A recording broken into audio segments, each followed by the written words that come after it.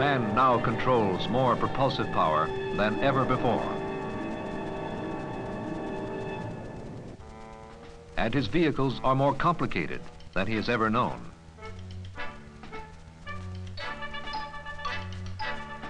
And he will have to survive in an airless environment where the heat can at one time boil water, and seconds later, the cold could freeze air solid.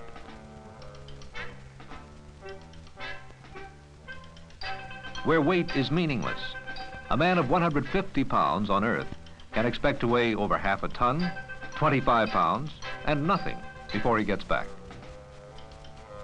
To prepare men for space missions, NASA has developed complex flight simulators, often more intricate than the vehicles they duplicate.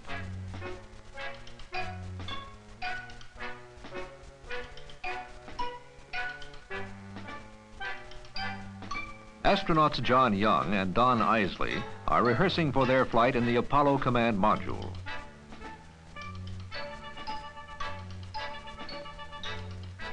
The astronauts call this simulator the boxcar because of the boxes that house the television and optical projectors that surround the command module.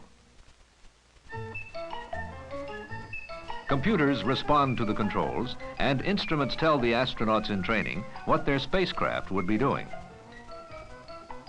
This is one of 3 command module simulators in Houston and Cape Kennedy, in which the astronauts learn everything about their command module and are put into sudden emergency situations. Here, they can afford to make mistakes and learn by them.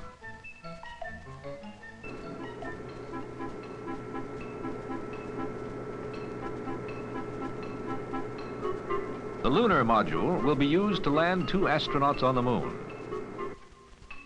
In the Lunar Module simulator, the astronauts learn to fly the spacecraft.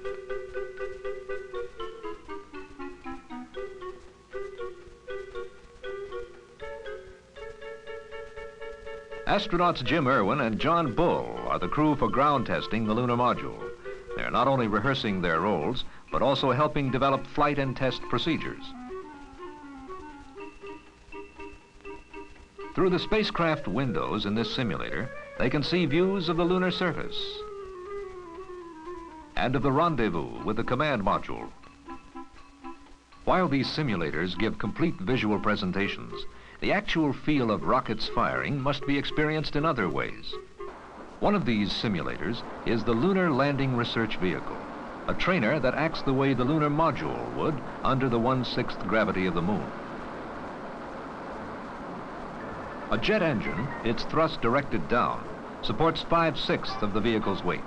Smaller clusters of rockets are used to control attitude. Another group of rockets is used by the pilot to land.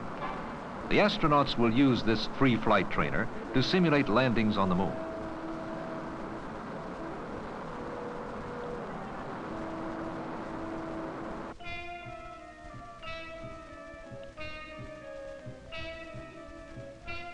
In another moving simulator, the Dynamic Crew Procedures Simulator, scientist astronauts Dr. Edward Gibson and Dr. Owen Garriott are getting the sensation of a violent but safe abort from a booster.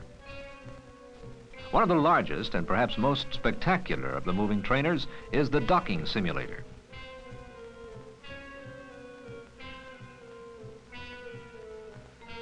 A command module mock-up and an active lunar module both ride on a film of air from frictionless air bearings. Astronaut Bill Pogue practices the critical docking maneuver to be performed eventually in orbit around the Moon.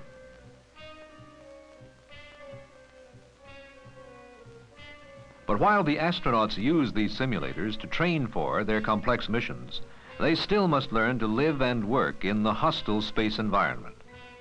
This environment is created artificially in the world's largest vacuum chamber, located at Houston's Manned Spacecraft Center. Astronauts like Mike Collins learn to use their pressure suits in the vacuum and harsh temperatures like those of space and the Moon. But reproducing the sensations of weightlessness is a more difficult Apollo simulation problem. In this converted Air Force plane, flying special trajectories, astronauts experience the lack of gravity for a few brief seconds. A good approximation of the weightless state can be achieved for longer periods by training underwater. In this tank, astronaut Dave Scott practices emergency transfer from the Lunar Module to the Command Module.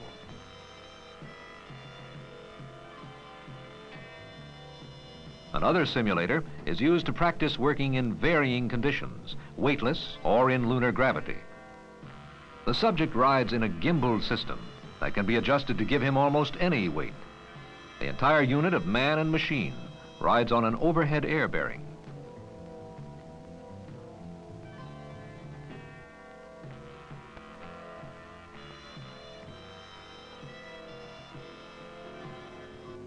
These are the simulators in which the astronauts train for Apollo.